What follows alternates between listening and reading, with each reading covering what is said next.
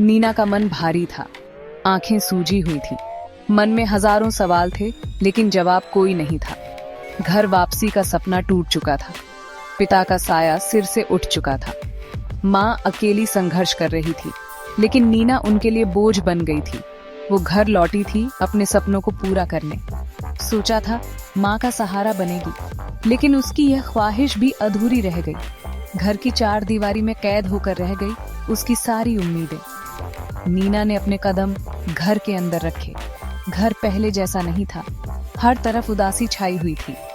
माँ की आंखों में एक अजीब सी बेबसी थी। नीना समझ गई थी कि अब यहाँ उसके लिए कुछ नहीं बचा है। माँ, क्या शब्द है ये? ममता का सागर, त्याग की देवी। नीना की माँ भी कुछ ऐसी ही थी। पति के जाने के बाद उन्होंने बच्चों को पालने में कोई कसर नहीं छोड़ी। दिन रात मेहनत मजदूरी करके उन्होंने अपने बच्चों को बड़ा किया। नीना की पढ़ाई, शादी, हर एक जिम्मेदारी उन्होंने अपने कंधों पर उठा ली। लेकिन किस्मत को कुछ और ही मंजूर था। बेटी की शादी टूटने के बाद तो मानो उनके ऊपर दुखों का पहाड़ ही टूट पड़ा। रिश्तेदारों के ताने, समाज का डर और ऊपर से बेटी का भविष्य, सब कुछ उन्हें अंदर ही अंदर खोखला कर रहा था।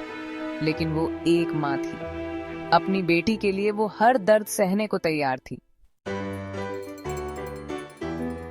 नीना के मामा मामी उसके लिए किसी फरिश्ते से कम नहीं थे। मुश्किल की घड़ी में उन्होंने ही नीना और उसकी माँ का साथ दिया। नीना के मामा का घर भले ही छोटा था, लेकिन उनके दिल बहुत बड़े थे। उन्होंने नीना का दर्द समझा, उसे अपने घर में जगह दी। मामा मामी की स्नेह और प्यार ने नीना के टूटे हुए विश्वास को फिर से जोड़ने का काम किया। मामी नीना को अपनी बेटी से बढ़कर मानती थी। उनकी प्यार भरी डांट, फिक्र और दुलार में नीना को अपनी माँ की छाया नजर आती थी। मामा भी नीना को अपनी बेटी की तरह चाहते थे।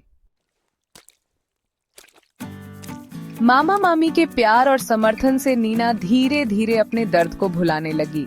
उसने सोचा कि अब उसे अपने पैरों पर खड़ा होना होगा। अपने और अपनी माँ के भविष्य के लिए उसे संघर्ष करना होगा। नीना ने नौकरी की तलाश शुरू कर दी।